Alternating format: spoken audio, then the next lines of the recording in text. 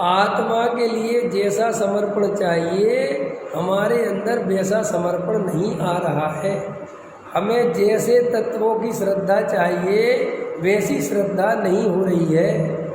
क्षोभसम ज्ञान में समझना अलग बात है और जो रोज रोज विचार करने बैठ जाना भी अलग बात है। देखो, विचार दो तरह के होते हैं। एक विचार निर्णय करने के लिए होते हैं और एक विचार विचार करने के लिए होते हैं। क्या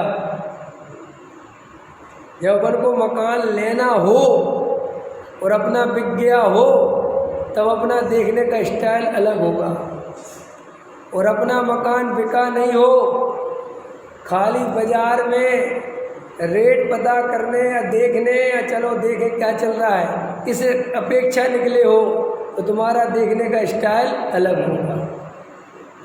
मकान खरीदना हो और जो देख के आए हो तो उसके बारे में जैसा विचार करोगे, और खाली पीली देख के आए हो तो उसके बारे में जैसा विचार करोगे, दोनों विचारों में अंतर होगा कि नहीं होगा नरेश जी?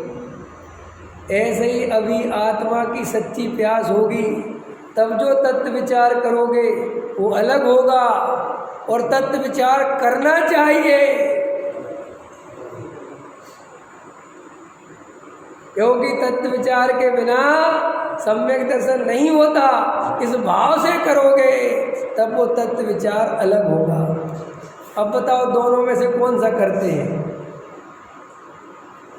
हम दोनों में से कोई सा नहीं करते, हम तो केवल सुनते हैं। अभी क्या करते हैं?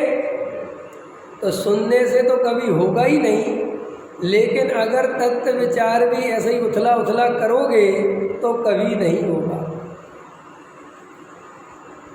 भाई साहब, घुटनन पानी भरा हो, कमर तक पानी भरा हो तो पानी में तैरना सीख जाओगे? बोल, पानी में तैरना सीखने के लिए उसकी गहराई में जाना जरूरी है, तब तो सीखोगे।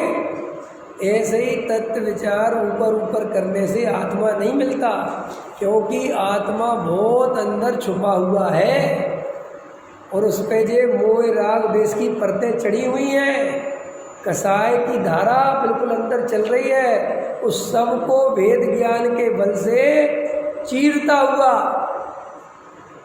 अमृतचंद आचार्य ने गाथा लिखी है, उसके टीका लिखी, उसमें लिखा है वेद ज्ञान के बल से रागादि विकारी भावों को चीरता हुआ अपने त्रिकाली ध्रुव का अनुभव करता है।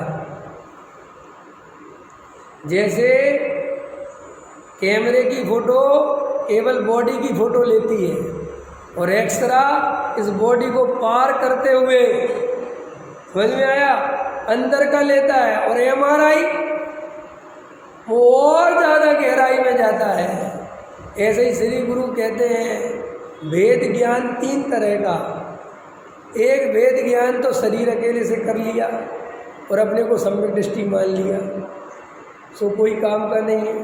फिर दूसरा वेद ज्ञान अपने को कर्मों से भिन्न मान लिया, वो भी कोई काम का मतलब उतने अकेले से काम नहीं होना है।